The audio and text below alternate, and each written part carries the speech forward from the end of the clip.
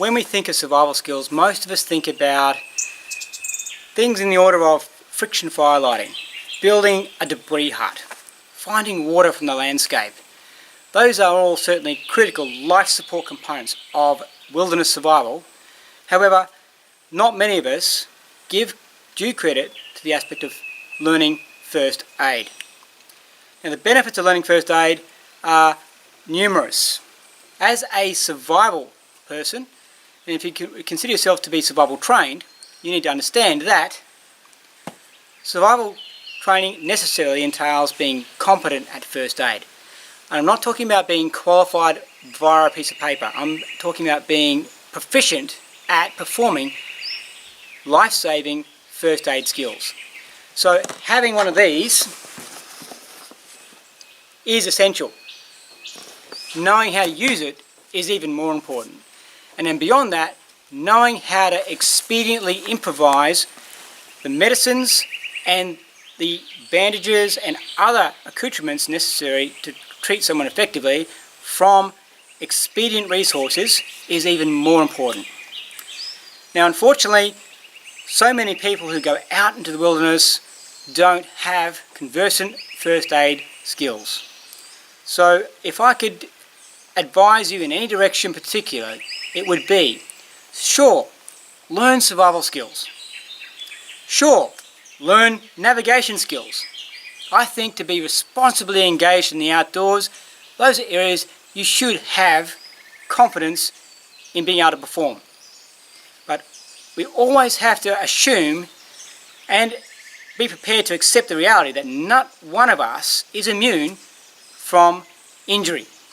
And if that happens and we're out in one of those exciting adventurous activity spots, we could be a long way from significant medical care, which means it behoves us as the adventurers, as the person out there in that danger zone, which is so beautiful and so alluring, to make sure that we can look after ourselves and those we are travelling with.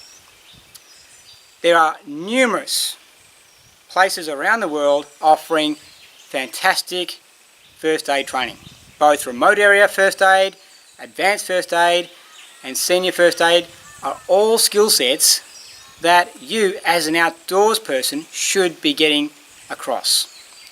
Now, one of my skill sets, was when I was a professional soldier, was as a special forces medic. So we were essentially paramedic trained soldiers. That foundational level of knowledge I have been so grateful for, because that has given me the confidence to perform first aid in so many settings well outside the scope of my service in the military.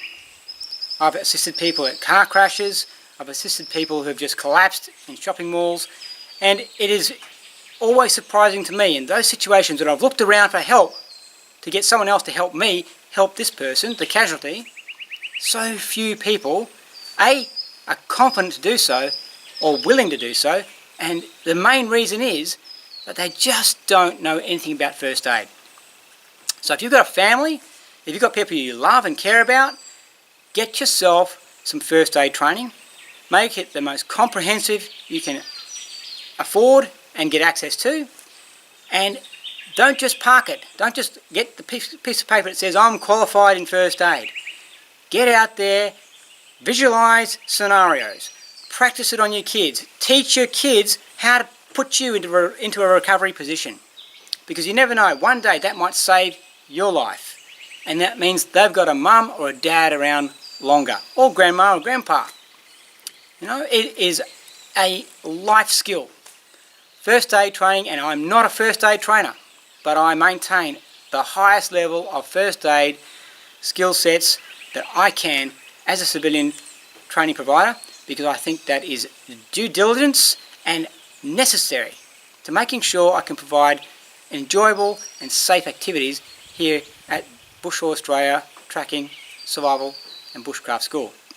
So please get out there and get yourself up to date with first aid. Make sure you know CPR, make sure you know what the current protocols are in your country about what you need to do in an emergency situation.